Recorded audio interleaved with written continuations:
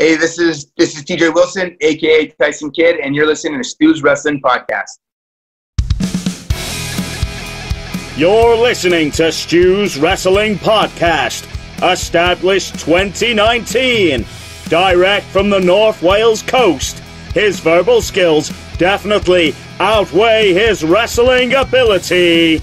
It's time for British wrestling's sharpshooter, your host, Stu Palmer.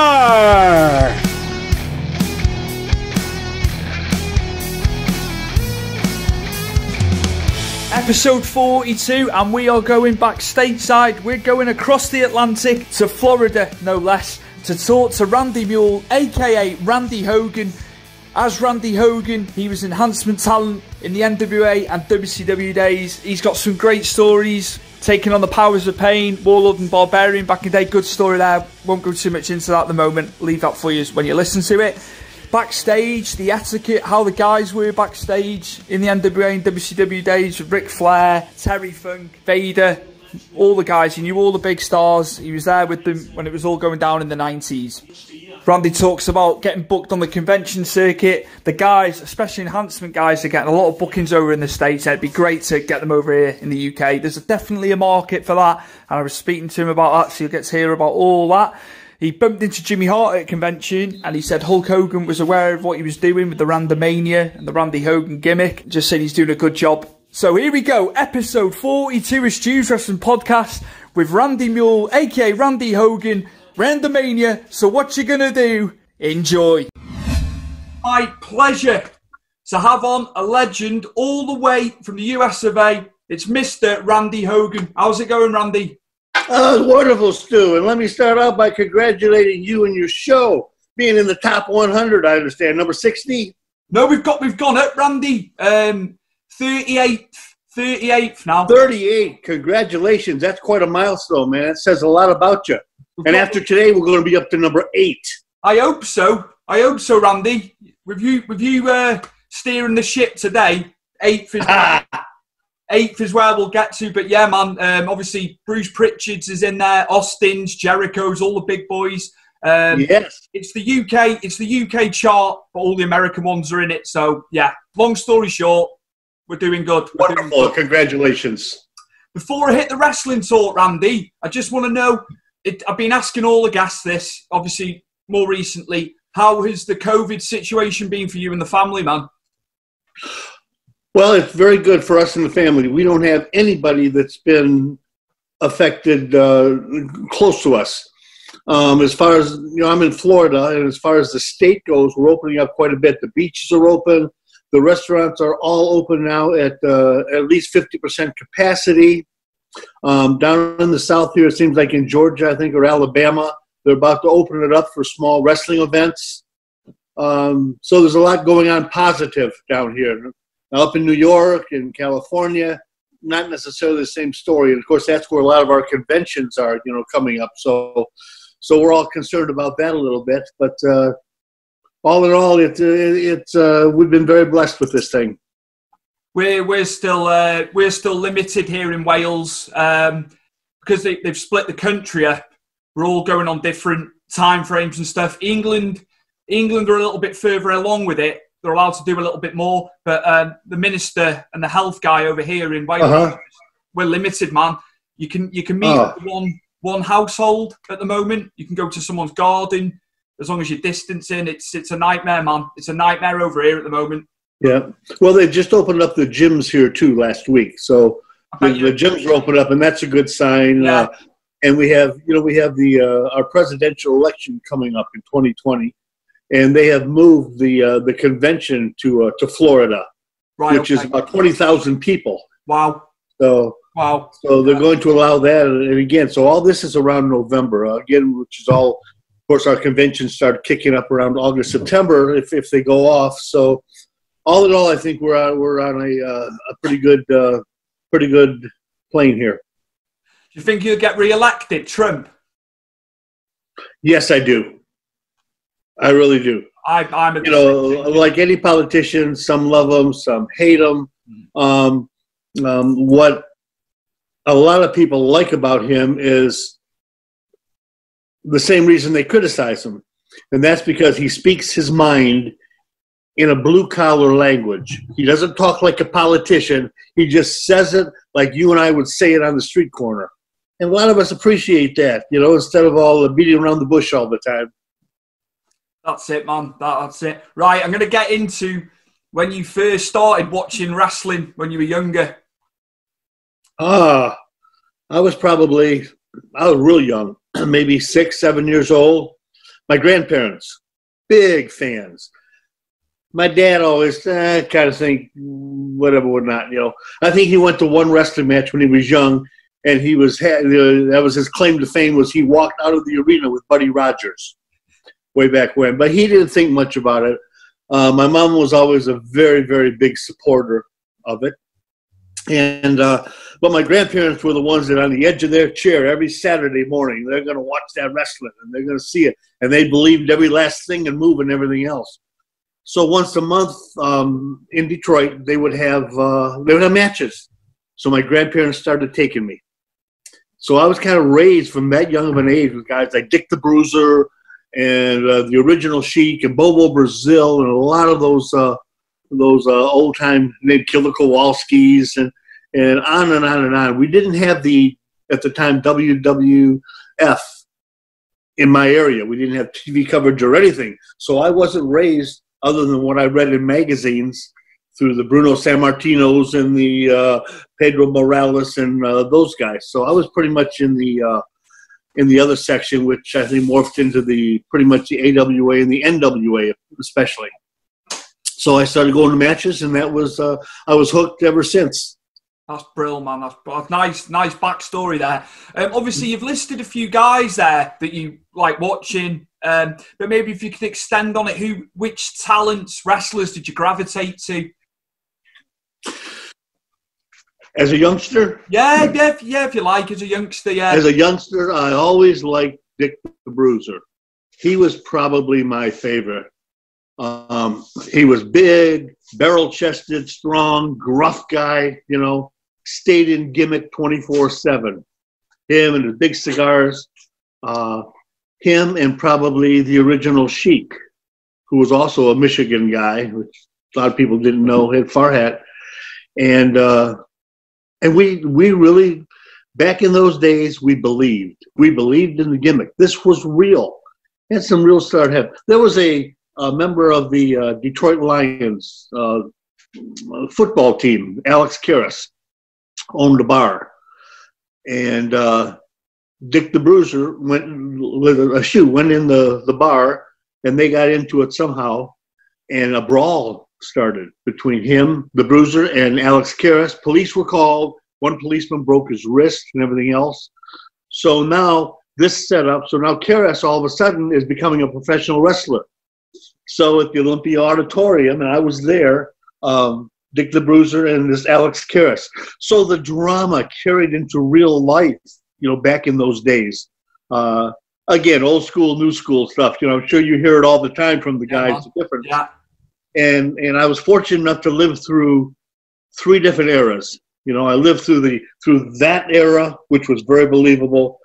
Then you got into the newer WWF. Vince took it over and kind of changed the business, brought in the characters, cartoons, television, Cyndi Lauper, all things like that, you know. And then today's product, which is something else I'm sure we'll discuss later. Absolutely. I'll be on to you about the current product after. Absolutely. I really want to know your views on that. Now, in the era, obviously going back when you were watching it when you were younger, were there any talents, guys who you felt could have been bigger stars than they were? Is there anybody who could have gone further up the ladder maybe who didn't get the chance? Gosh, it's so hard. I'm going back 60 years now. Yeah. You know, I know. 60 years. Yeah. It seems like Bobo Brazil was always fighting for the title, but never quite got it. Yeah. That was up in the Detroit area. Bobo Brazil and the original Sheik was the feud. Kind of like in Florida, I think it was Dusty Rhodes and Ric Flair, or Dusty Rhodes and Kevin Sullivan. Up there, it was Bobo Brazil and the Sheik. And Bobo never quite got or held on to the title. And as popular as he was and as good as he was for a big man, he was about 6'7", 6'8". I think him and like Big Cat Ernie Ladd, they were both very similar at the same time.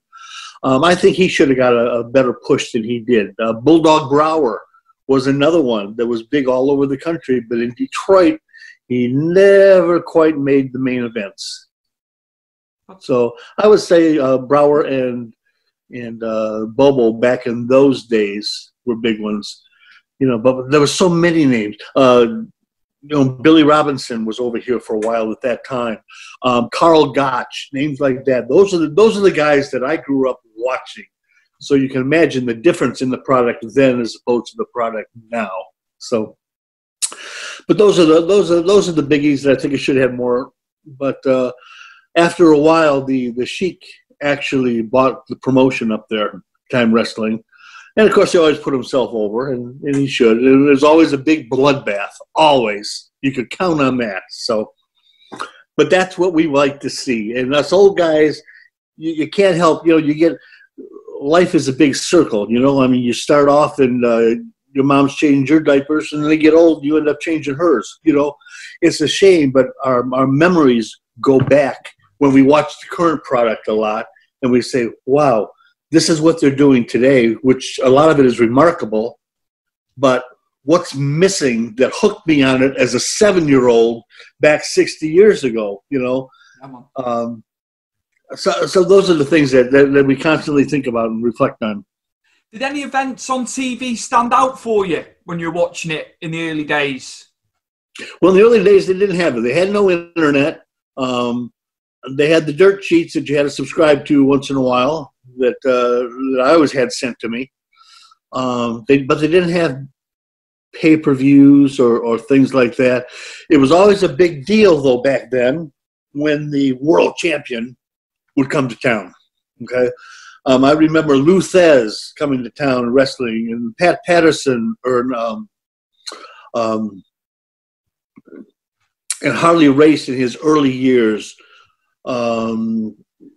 Guys like that, when they come to town, it was very, very important at the time, you know.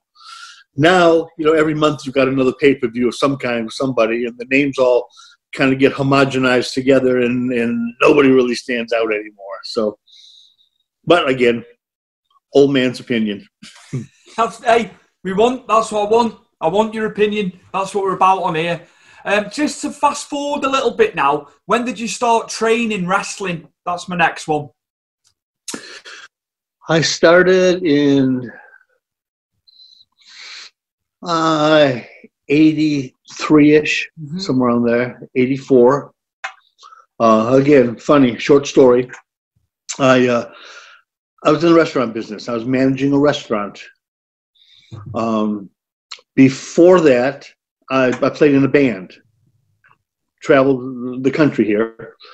So we used to work pretty regularly a Holiday Inn circuit over here in the South and in Columbus, Georgia. And Wednesday nights, they would have TV tapings in Columbus, NWA stuff, and all the guys would stay at the Holiday Inn. So here I am, and I'm up in there. I'm in playing, and I played drums, and I was playing in the band, and in walks Eddie Mansfield, Wahoo McDaniels, Austin Idol at the time.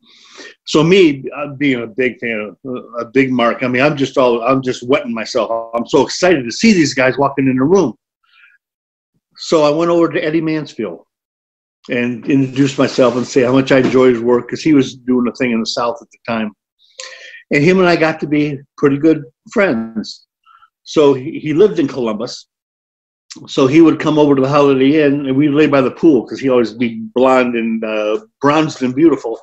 So we would lay by the pool together, and they'd just talk. Very little about wrestling, just in general.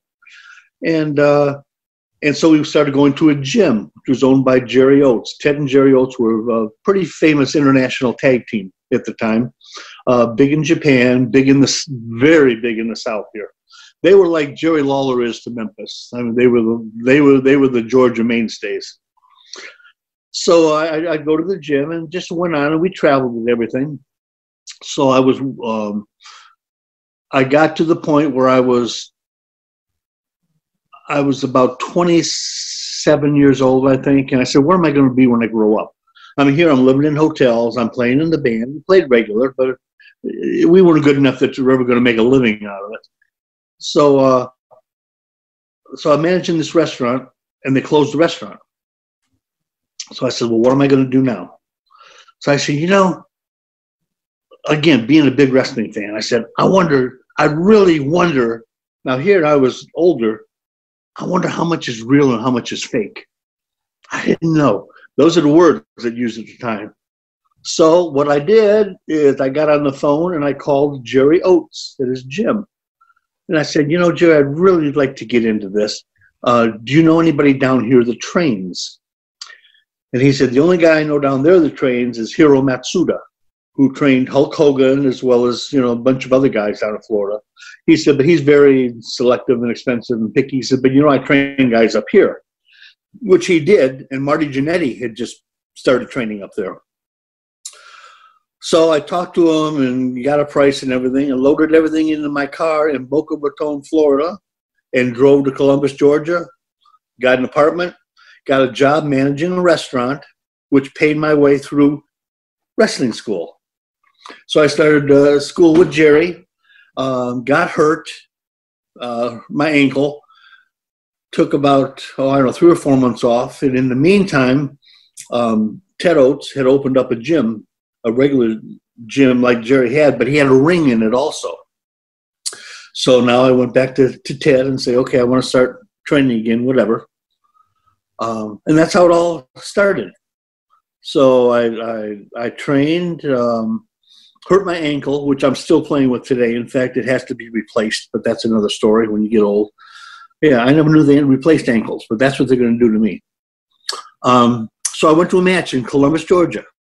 I trained for 13 months and had one match, which was just the students put on for the police benefit or something. And I was thrilled. I just wanted to get in the ring and see. And I still didn't know anything. I still wasn't smartened up at all. Part of our training, they were excellent trainers because they taught you some ring psychology. They taught you mat wrestling.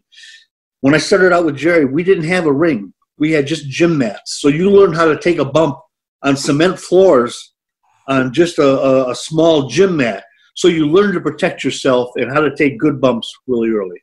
So anyways, that was all. I had my first match. I was thrilled. That's all I wanted. I knew pretty much what I needed to know. So I went to a match in Columbus, again, Columbus, Georgia, and they're doing TV taping. And I was watching, and a friend of mine that I trained with was putting up the ring. So I said, Bill Smith was his name. I said, Bill, what are you doing? He said, they rent the ring from me when they come to town here. And I said, what are you doing? He said, well, I'm wrestling, little bar here and there. Why don't you come with me sometime? Bring your stuff. I said, well, I don't want to bring my stuff, but I'd love to come watch you. So I went with him once, and I went back the second week, and this is a little bar. I mean, we're talking maybe 30 or 40 drunk guys sitting at the bar harassing, but they had this wrestling match in it. One of the old days where you get a handshake, a Coke, and a hot dog, and that was your payoff. So anyways, I went and I took my bag in that. One day somebody didn't show up, so Bill says, hey, do you want to work? So the promoter said, okay, you want to work? I said, well, okay. Now, I don't know what work means. I guess, does that mean I want to wrestle? And I said, okay. He said, well, we're going to put you in against a guy named Animal. He said, and of course, Animal's going over. So I get back in the back and with Bill, I said, Bill, what's going over mean? Does that mean I'm going over the top rope? I didn't know anything. So I wrestled as Randy Franklin because my dad's name was Frank. I always had the mustache, the hair. It wasn't blonde. It was dark brown on that. So I wrestled this Animal guy, and we had ended up. I lost, but it was a screw finish. So the promoter says, "Can you come back next week?" And I said, "Well, sure I can." So he said, "But you know what?" He says, "We're going to call you Hal Hogan." I says, "What?" He says, "No." He says, "You look a little bit like this Hogan guy who was just coming up too at the time. You look like Hogan, so we're going to call you Hal Hogan." I says, "Look," I says, I don't know who you're talking about. We said, Hal. I said, how about Randy? He says, okay, from now on, you're Randy Hogan. So that's how Randy Hogan actually got started. I went home. I had my girlfriend bleached my hair, my eyebrows, my mustache blonde, and I came back, and now I was doing a Broadway. And then I started going over. And this is the only place I wrestled. And then, you go to watch, you meet guys on the card, and you go watch them when they're wrestling around town, just to support them. And when you go, it's common courtesy that they usually will introduce you to the promoter. And so I did that, and that's how I got more work in different little independent things around Georgia and Alabama. Then I got in a match once that was semi-main event at this time with a Mike Jackson, who was self-proclaimed Alabama junior heavyweight champion for the last 50 years. In fact, he was on Impact Wrestling about a month ago, 70 years old, still doing it. So I said, Mike, I says, how do you get on TV? And he said, and he was doing some booking of the enhancement, the jobbers at the time, enhancement, whatever you want to call us. So he said, I can't guarantee to get John. He said, but if you want to ride up with us, fine. So I rode up with him, same story, a couple of times up to Atlanta, where they did the TV, the NWA, Crockett's NWA at the time, with Flair and Steamboat and all them, and went up to the TV tapings. And again, somebody was short, and J.J. Dillon was doing the booking at the time, and went to Jackson and said, does Hogan want to work? Of course. So I said, okay. So same thing. I was like a kid in a candy shop. First time in the locker room, and I'm looking at all these idols of mine. So I had my first TV match, a tag match against the Powers of Pain, the Warlord and the Barbarian. Biggest guys I've ever seen in my life. Very first match. So, and again, back in those days, they would pretty much tell you what to do as far as what they're trying to do with the guy that's going over. Make him look strong, make him look talented, make him look whatever. Okay, at this point, it was these guys got to look like beasts. Don't do anything, maybe throw a punch, but don't come back, let them annihilate you. Okay, I can do that for 3 or 4 minutes, whatever. So I'm in the ring with the Barbarian at the time. Wonderful guy. And I guess he is one of the Samoans, one of the Samoan clan. And so he shoots me in the rope and goes, boo-boo. Now, what? I'm full of enthusiasm, adrenaline, don't know what's coming on. So I hit the ropes and I'm coming off full speed. Next thing I know, I got a foot right in the face. My nose breaks, blood goes splattering everywhere. What he was doing was he says, big boot, like watch for the big boot. I just heard boo-boo. So I didn't know what to look for, to turn my head, get my hand up, whatever else. So I got a size 15 straight in the nose. So, and they felt sorry for me. So then JJ says, hey, good job. Can you come back? So I came back, and that's how I got going with NWA. Mm-hmm. Then when Ted Turner, WCW, bought it, made some changes. They let a lot of the enhancement jobber guys go. Now, WCW wanted guys that could actually work, that actually knew how to wrestle, were trained in that, because some of the guys were just meat. They just throw them in there, kill them, and that was it. And that's happened to us sometimes, but it was a planned thing. If we were in there with like a Bob or a Brad Armstrong or somebody like that, you wrestled. You had to show your technical skills. So they wanted people that could do that. So a lot of the guys were let go, but I was lucky enough that they kept me and guys like George South. And we were kind of like the Barry Horowitz of the WWF. We wrestled all the names, all the big guys. People would make fun of us all the time because we're getting our brains beat out all the time on TV. But, when you get beat up by the Road Warriors and that Duel of the Butcher, that's no embarrassment. The fact that you survived worked. So I was fortunate, and we did that. And then they said, well, gee, I was just doing TV. And they said, can you do house shows? And I said, well, sure. And after that, they said, well, can you travel? And I said, well, sure. So that's how the whole thing developed. That was going to be my question about how obviously I remember you in WCW, but obviously you've answered that. Yeah, it was cool. What was it like, you were saying about obviously being in the locker room and there was guys there that you idolised. How was it? How was it going into the locker room? Were you nervous? Oh, absolutely. Imagine even though I wasn't a little kid, imagine you're a little kid and you walk in, there's your heroes right in front of you. You're just in awe with your jaw dropping, you know. Now you got to act cool because you don't want to act like you're that excited. But I was thrilled. You had Dusty Rhodes in there. You had local stars like Black Bart. You had Bam Bam Bigelow, Oliver Humperdinck, the Russian Assassins with Barry Darsow, Crusher Khrushchev, who turned into Demolition now, you know, one of his Repo Man, one of his many things. So I'm seeing all these guys, Larry Zbyszko, and then in walks Flair and Ricky Steamboat walking by, you know, and I could like touch them. They were so close. I just wanted to get up and get pictures and get autographs, but I just stayed very cool, you know. A lot of the guys, the over guys, the name guys, are very, they don't care or they don't respect you. And some of them could not be nicer, more accepting, and thankful for what you are doing for them. An obvious question, who is your favorite and who is your least favorites? Okay. The first one that stands to mind was Terry Funk. Now here Terry Funk, again, walks in the room. He went to every one of us little guys, looked us right in the eye, shook our hand and said, "My name's Terry Funk. What's your name?" You know, he said, "I'm so glad to meet you." Unheard of. What a nice person. Yeah. Arn Anderson, very nice, very friendly guy. Jimmy Cornette is a riot. Say what you know, love him or hate him. I love Jimmy Cornette. He was managing the Midnight Express, you know. Yeah. I've been hit by the tennis racket. I've been kicked. I've been everything, you know. He has been nothing but sweet to me. Paul Heyman, Paulie Dangerously at the time, was up there also. And again, he was very nice, very respectful.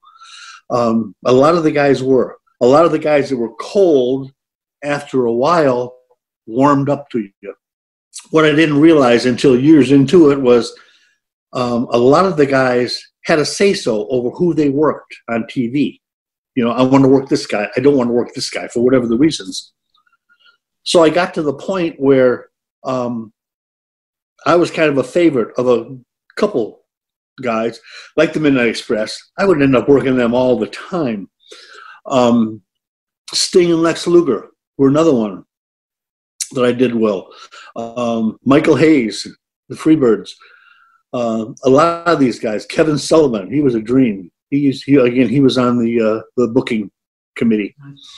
So you get to the point where you're getting your brains beat out, you know, and then after a while you get some respect in the locker room because you don't whine, you don't cry, no matter how much you complain or something might happen you get angry about. You never say it. You never show it. You got to keep that pin me, pay me attitude all the time. And you always go up and you thank the guy and for the match and everything else, respectful. That's what keeps you working steady. That's what kept me. I wasn't the best jobber or enhancement guy. You know, I had this little gimmick thing which was given to me going on. And at the time it helped me because Hulk Hogan now was a big thing. And they were going through the wars, you know, WCW and WWF. So I think now they're going to job me out all the time on TV to show their superiority over the Hogans, see? So I was one of the few. I didn't change my name. I was Randy Hogan all through my career. And Jimmy Cornette was doing commentary on one of my matches, and I was getting my brains beat out as usual. And he said, "Boy, I bet he wishes his big brother was here now," alluding that Hulk's my big brother, you know. And so people picked up on that, and that stuck. So then the little independent shows that I'm going over in wrestling, you know, I've been his brother, I've been his cousin, I've been his uncle, I've been everything. But that's the showbiz part. You are what they want you to be. Yeah. The promoter is your boss, like any other job. If he likes you, he's going to promote you. If he doesn't like you, he's going to find a way to get rid of you. Wrestling is no different than any other job like that. Turnbuckle TV is the home of UK Wrestling On Demand, featuring over 40 UK wrestling promotions and other wrestling-related channels. Subscribe today from just $1.99 and start your free 1-month trial now. GTG, often imitated but never duplicated. Kind of broad at the shoulder, narrow at the hip. No other promotion. Give us any lip. We the best of the best. The beast of the East. SOS. Simply out of sight. GTG. What he said. Good times guaranteed. One of my 2 roughest matches, which obviously were my least famous or my least favorite matches. The first one was Abdullah the Butcher. I was wrestling him. Gary Hart was his manager. He had some kind of a title. I don't know what it was. And I was wrestling him in for Continental Wrestling, which was run by Robert and Ron Fuller, the Fuller Brothers, in Alabama, Georgia. Again, they were a big promotion. They were part of the NWA and that. They had Austin Idol there and Dr. Tom Pritchard and a lot of those guys. Anyways, so I'm wrestling Abdullah.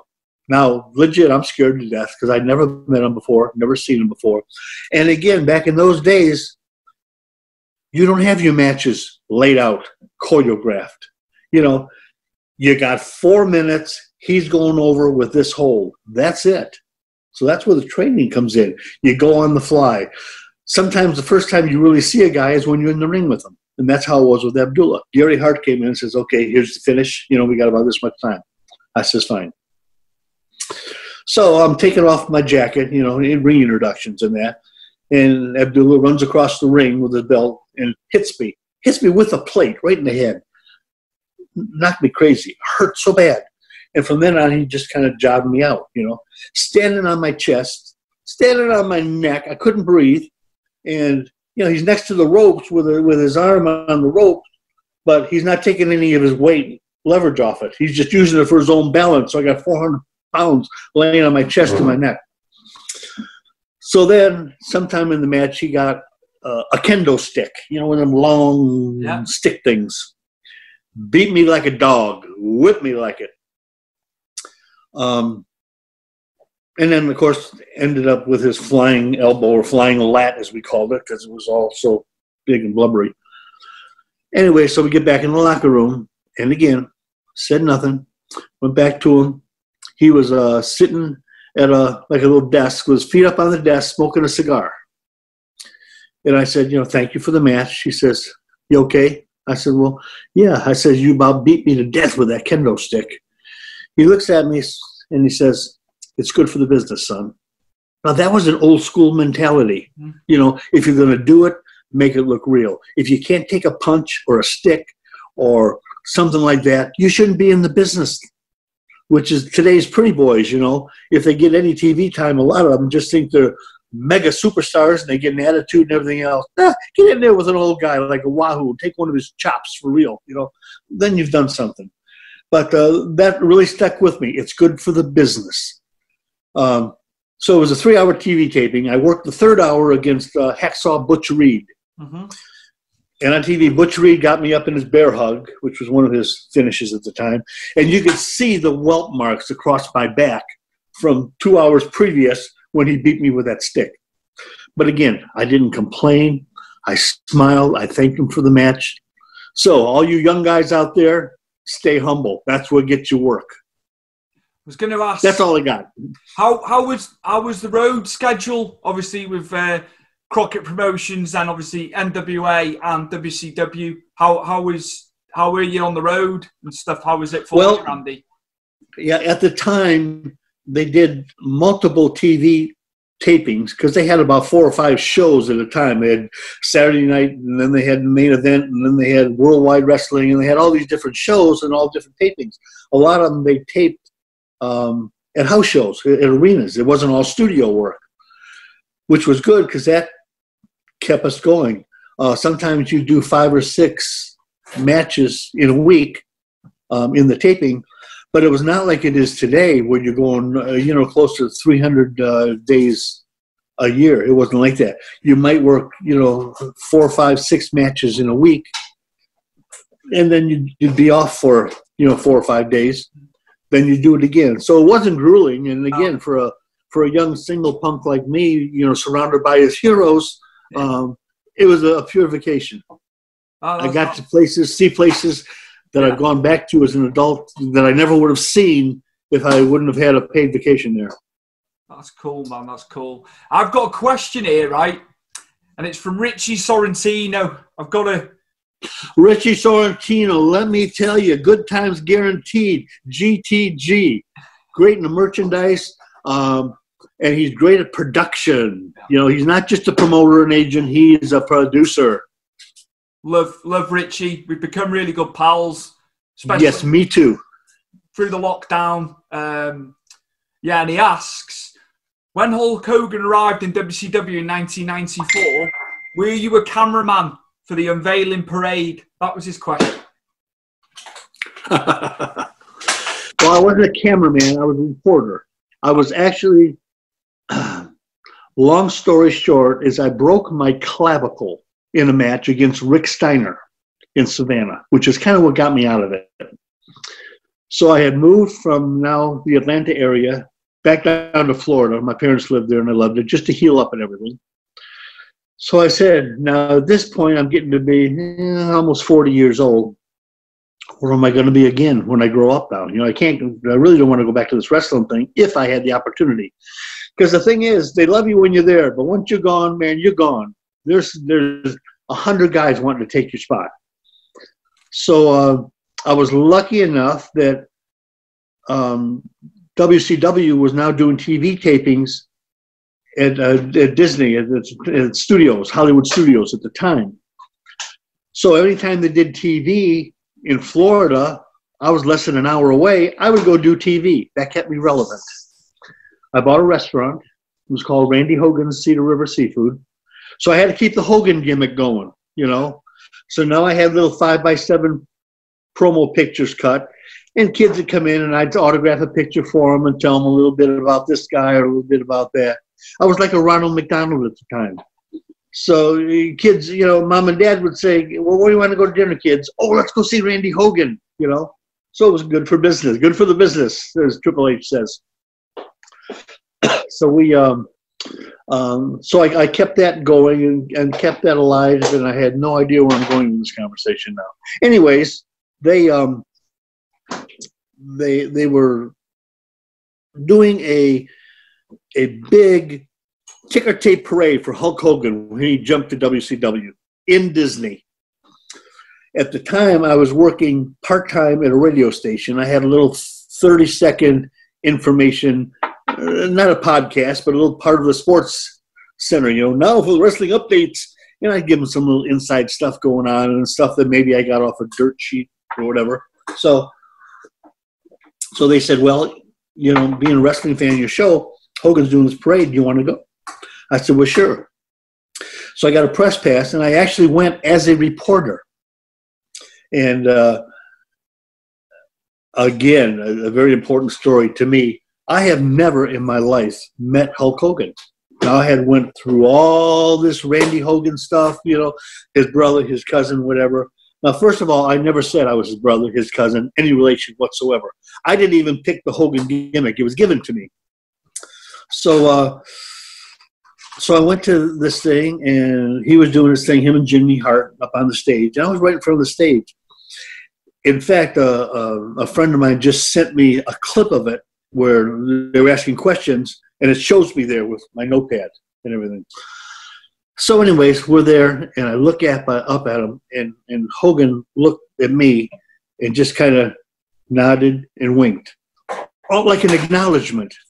That's the closest I ever got to him. And he doesn't live an hour and a half from me here. I've been to he's got a couple of gift shops, you know, here, down here, one in Orlando, one in Clearwater. Yeah. I've been to them. But that was the only time. But I was a legit reporter. Wow. Covering that, and it got picked up on tape. I said I never met Hogan thing. The closest I got last March at the big event in New York City.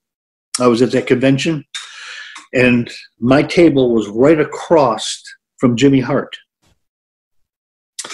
Again, scared to death. Jimmy Hart, an idol, Hulk's best friend in real life. So I said, excuse me, Jimmy. And I was all dressed in gimmick. I said, can I get a picture with you? He said, sure, brother. I said, thank you. So I got my picture taken. And I said, you know, thank you very much, you know, because I didn't know. I was really a little bit nervous about how the gimmick would be taken. Because at that time I had the RANDAMANIA shirt. Okay. I had the yellow and red with the red, and then I had the glasses on, and I was doing a Hogan thing at the convention. And he says, no, man. He says, you know, he says, I talk to Terry almost every day. He said, not your topic of conversation, but your name has come up. He's aware of you. He said, and we both appreciate everything you're doing. You know, I've never gotten in any controversy or any drug things or any bad things, you know. I've always carried his name respectful. When he went the NWA route, I tried turning heel for a while. Same thing, same time, just keeping it going. Actually, the Hogan gimmick is something that developed from Randy Franklin to Randy Hogan, to all of a sudden being his brother, being his cousin, whatever else. But I wore my signature. I had turquoise boots, which the only other person that ever had that same color boot made by the same guy was Ric Flair. I had turquoise trunks, a sequin robe with turquoise lining. So I didn't do the red and yellow that they said. Only when I got out of wrestling, maybe the last, I don't know, 4 or 5 years, people all of a sudden, nostalgia, want this gimmick, want this Hogan thing. So I cracked out the yellow and the red and do it, you know. People love it. And again, showbiz, whatever they want, you know. Am I related to him? No. Am I Randy Hogan? Always have been, always will be, brother. That's cool. And I do the promos, what you're gonna do, and cut all that stuff in. And I just have so much fun with it, and so much fun with the fans. By the way, fans, someone in the UK, I want to come over there and meet you all firsthand. So spread the word over there, brothers.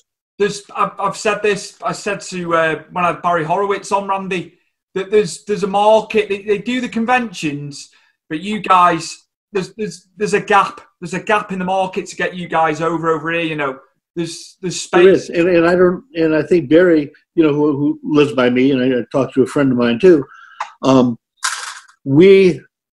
I personally sell.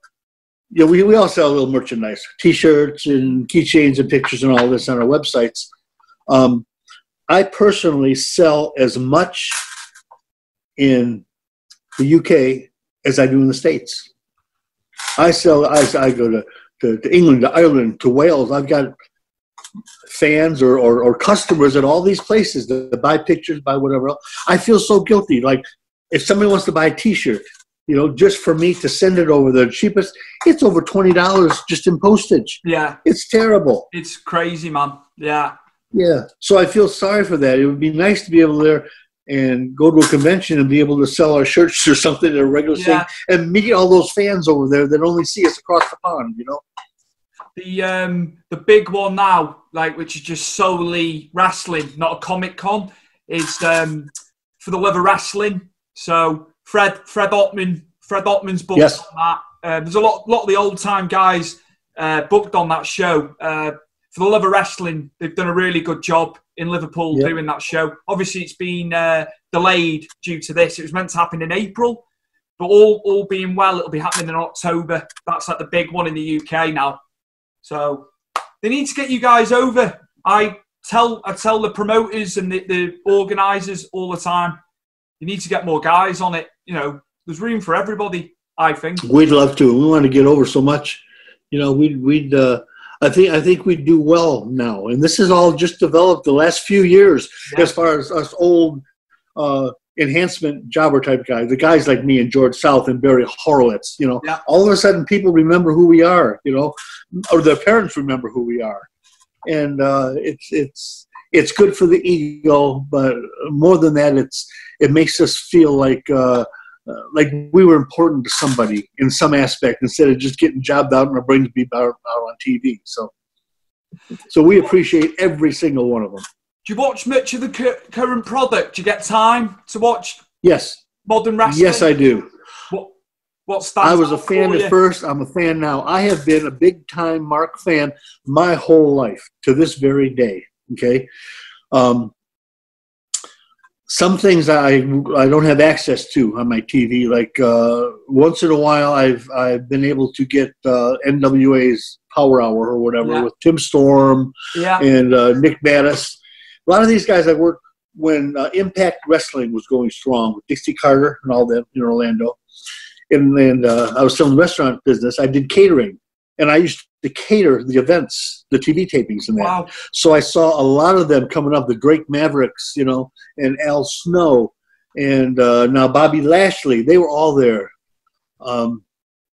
Nick Artis. So I miss that product. They say it has more of an old school feel, which I would like. But I follow SmackDown and I follow Raw, and I tune back and forth between AEW and NXT every week. So yeah, I follow it pretty good. See, like when I get some guys on, Randy, guys that are currently wrestling, they don't always watch the product. Like I don't really watch much of it. So yeah, that was cool. Which guys do you like watching in AEW? Who's standing out for you? Well, of course, I like the old guys who are still coming through, the Jerichos of the world, okay? And I like it because they bring a touch of the old school into the new. There are guys going over, big-time guys that I'm really not a fan of, but for whatever the reason, they're going over. I like when Jericho and Goldust, by the way, Goldust, Dustin Rhodes, I was his very first TV match. Was him and Kendall Windham as the Young Broncos. Nice story there. That's how I really got closer to know Dusty. Yeah. But anyways, I like when they bring it in. I see more. How do I put this?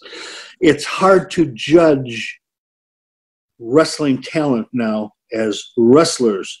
So much of it is character, personality, gymnastics, you know, the high-flying monkey spots, as we call them. That's so much of it that you don't see any wrestling. You don't see the even like the Eddie Guerreros or Dean Malenkos or old school Carl Gotchas or guys. You know, I remember, again, drifting back to the real old days, you would have a guy that would maybe only use 4 or 5 holds the whole show, the whole match, and get over. They would get so much heat. You know, they'd work, say, on a leg, and they keep going back to that leg, and then finally at the end, they'll slap out a figure 4 or something, and it's the end. But they told a story. Okay, I'm going to beat the arm down. I'm going to beat the leg down. Now, nobody beats nothing. Everybody's got a finisher. Okay, everybody's doing moonsaults and crap, and everybody's kicking out of them. You know, there are no finishers. Back in the day, they had a sleeper hold. Wilbur Snyder had the abdominal stretch. The Sheik had his camel clutch, you know, which Iron Sheik also used. They had certain holds, but when they locked that in, it was over. That was it. Now, you know, you got the Undertaker doing a tombstone and guys kicking out of it. Yeah. It doesn't make any sense to me. No. So it's lost its storyline. As they say, and it's true, if you watch a match now, a good match, that they say, try to pick out 1 or 2 memorable moments. You can't. There's so many good, high-flying type movements that, where's the story? What is the purpose in this move? Every move in the ring should have a purpose, you know. You're wearing down a body limb, or you're wearing down a head, or you're working on something. Nowadays, it's just a free-for-all, and then all of a sudden there's some kind of a finish that cannot be predicted at all. If somebody were to kick out in the old days of a finisher, that person was going to be a world champion. Nobody kicked out of somebody's finish. Now, everybody kicks out everybody's finish. So that's one of the old school approaches. That's what a lot of us old guys will complain about, the same things. You know, what do we miss? Was it better back then? It was different back then. I can't say it was better. Everything progresses. Everything changes. Everything improves, you know. It went from hardcore barrel-chested wrestling to cartoon characters, you know, like the Hogan's cartoon shows and everything else. And now it got into everybody's a pretty boy. Everybody's muscled up. Very few Kevin Owens out there, you know. But everybody's muscled up. Everybody looks the same. Now guys are like this Orange Cassidy. Okay, Orange Cassidy. I don't quite understand the gimmick of his hands in his pockets and that all the time. But anyways, whatever it is, somebody's buying it. But these guys, 180, 190 pounds, they wouldn't even think of training us in the old days unless we weighed at least 200, and then strongly encouraged us to do whatever necessary to get your weight even up. Because when you're in a restaurant, you're in a bar, when you're sitting next to somebody, you don't want to look like the guy next door. You want to look like a wrestler. So that's the difference. Now, you can be sitting next to a Finn Balor, and he just looks like a nice young kid eating a hamburger and a Coke. I get you, man. I tell you, I do like in AEW. Obviously, they've pushed him. They've pushed him since he's come over from Ring of Honor. Adam Hangman Page. Oh yes. He's a cowboy gimmick. He is blue chipper. That boy, blue chipper. I don't like him. I don't like him being wasted in tag matches. Historically, that has been the doom of people. Very few people have come up from a stable or a tag team and really made it to the top as a single. Braun Strowman is he got away from Bray Wyatt and that. He's kind of into his own as Luke Harper or whatever he's going by now, and a couple of those guys. But for the most part, once they're out, they're never made it. Just those couple, Shawn Michaels, like I said, I trained with Marty Jannetty, and he was one of the few that, again, the promoter likes you, they're going to promote you. They're going to give you a raise. The boss likes you, kiss up to him, because that's how you get ahead. So Shawn went from making $25 a match when I knew him, now to making, I don't know, millions a year. Yeah, man. What are your tips, Randy, for young guys getting into the business? We've got a lot of lads training, even locally. There's a lot of schools in the North Wales coast, a lot of good talent, a lot of good young lads coming through. What are Randy Hogan's tips for the youth, the guys coming through? First of all, learn how to wrestle. Who cares if you can do moonsaults and come off the top rope and do 100 different monkey spots? Learn how to wrestle, how to mat wrestle. Because in a match, in most cases, something changes, something goes wrong. The guys nowadays will choreograph a lot of their matches. Well, what happens if somebody forgets a spot? You got to know how to take over and how to keep the match going. You've got to learn how to work, as they call it. That's where work doesn't mean just know how to wrestle. Work is how to work the crowd, how to make them believe in something that's not real. Learn that. Learn the psychology of a match from the start to the finish. Tell a story. Those are things that a lot of today's instructors don't teach, because the young kids all want to be stars and they all want to do all the fancy stuff. Now, that's selling now, but I believe in the long run, professional wrestling has got to somehow get back to wrestling and away from gymnastics. So that would be my advice. Second of all, when you do get matches, be appreciative. Don't whine, don't complain, don't bitch about nothing, okay? That's how you work steady. That's how promoters like you and they like to work with you. And your opponents like to work with you. That's how you work steady. And everybody gets in this because they think it's fun and they think it's stardom, whatever else. Bottom line is, you're doing it, you want to make money. You spent money to learn, so now get a return on your investment. And to do it, you got to do it the right way. Get along with your boss. Get along with your peers. Stay humble. If a fan reaches out to you for whatever the reason, hi, can I get an autograph, whatever, absolutely. Appreciate everybody that's giving you the opportunity to live the dream that you're trying to live.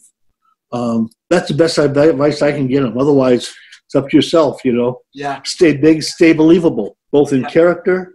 Don't be a bad heel in the ring and then get outside the ring and be kissing babies and signing autographs. In the old days, get away from me, kid. Yeah. Unfortunately, for that little kid who went away crying to his mommy, that was very traumatic. But that's the character. That's what kept it believable. Yeah. That's what made wrestling. Good guys versus bad guys. Now, that little kid's going to grow up, and that guy's still going to be wrestling, or his son's going to be wrestling, okay, one day, and he's going to say, you know, I remember one. I hope he gets his ass beat. So he's going to buy a ticket just to see that happen to that bad guy. So it carries over the influences that you really have.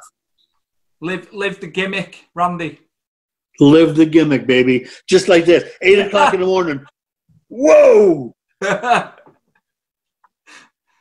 Randy, can you plug your social media and also where the fans, listeners, viewers can get the merchandise from? You know, I'm the easiest guy in the world. Everything I have is on Facebook. You can find me under Randy Muehl, Muehl, or Randy Hogan. Either one, it comes up. It's got all my merchandise on there. Watch for conventions, and we don't know what's going to happen with them. I know you have one over there, but for your listeners over here, you know, we've got a lot of them, mostly in the Northeast, Connecticut, New York. I'm tentatively booked on a few of those, so just keep watching. Again, all this stuff comes on Facebook, so rather than have a million different places to find me and have them all garbled together, one little place. It's my personal stuff. You'll see pictures of me and my wife and my dog even, you know. You'll see some old wrestling pictures. You'll see my merchandise. You'll see specials that I have going on. Just like Barry does the same thing, you know. Barry has a site. Richie, as you said, at Good Time here in GTG, he's got the same thing, you know. I'm on Celeb VM, you know, if you want a video message, you know, happy birthday or something to the kid or whatever else, we do those. So I'm easy to find. Facebook's the answer. My guest today for Stu's Wrestling Podcast, all the way from the US of A, it's Mr. Randy Hogan. Thank you very much for coming on today. I appreciate it. My pleasure, Stewie. Thank you. Congratulations again. And what you going to do, brother, when RANDAMANIA comes to a town by you?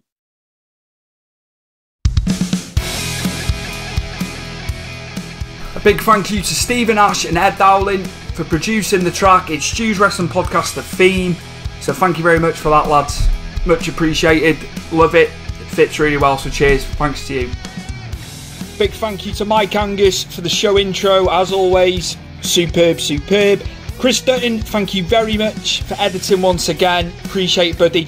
And also to Lee, who does my website. Lee puts the stuff up on the website. Without you guys, I'd be screwed. So once again, as always, appreciate everything you do for me and the time you spend doing the things you do for me. It means a lot, guys.